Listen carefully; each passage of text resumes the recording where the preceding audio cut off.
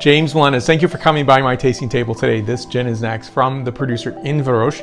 This is called Gin Classic. Stay tuned on giving my thoughts and perspectives on this fantastic, unique South African gin.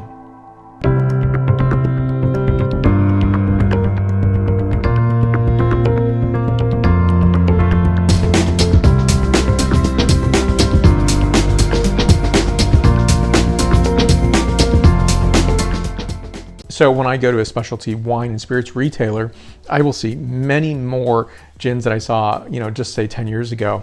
And that's pretty amazing because now you have much more to choose from. There's many new producers, but I think there's a good reason why there are many new producers. People have found to enjoy gin.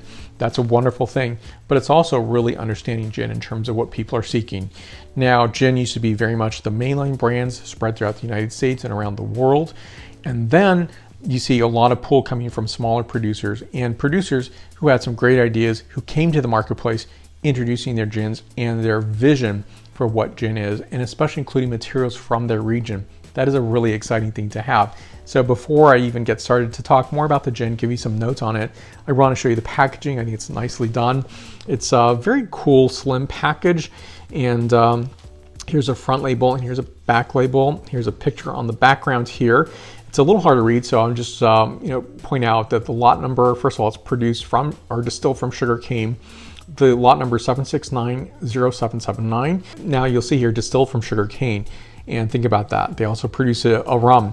I've not tasted their rum, but they also produce two other gins, the Gin Classic, as well as the Amber Gin, as well as a gin called Verdant Gin.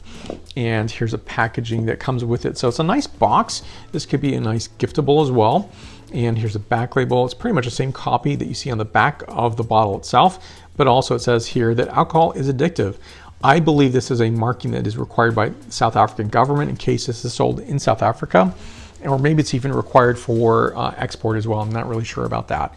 But to me, I think this is really distinctive and beautiful. And what makes this so compelling and unique is that, first of all, let me talk about the word Inverroche. So Inverroche is a Scottish word or Gaelic word meaning confluence of water. Roche is a French word meaning rock or stone.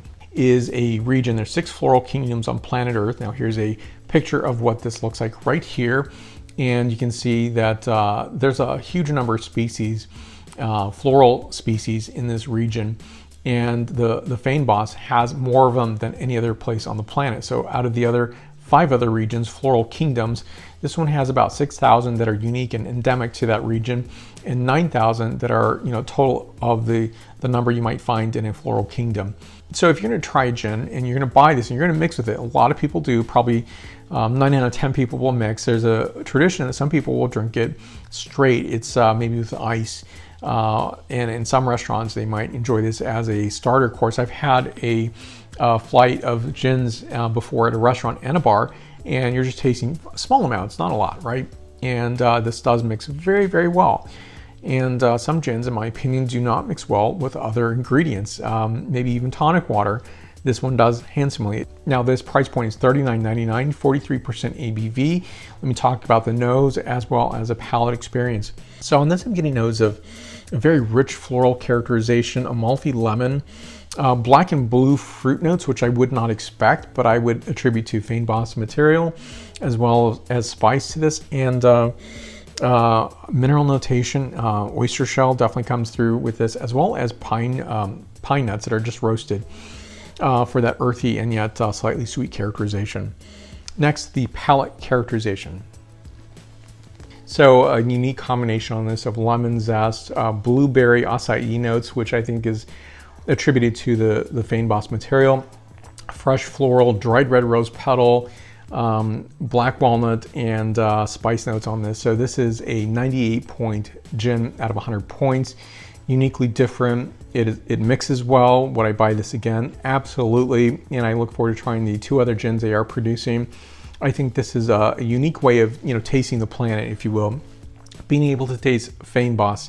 And I think without this experience, I would not be able to really think about that and think more about the 6 floral kingdoms, which I had not been really thinking about. And I think that's a nice touch to that. It's also You know, when I think about things that, you know, I wouldn't say stuck on necessarily in terms of gin, I definitely look up to different characterization.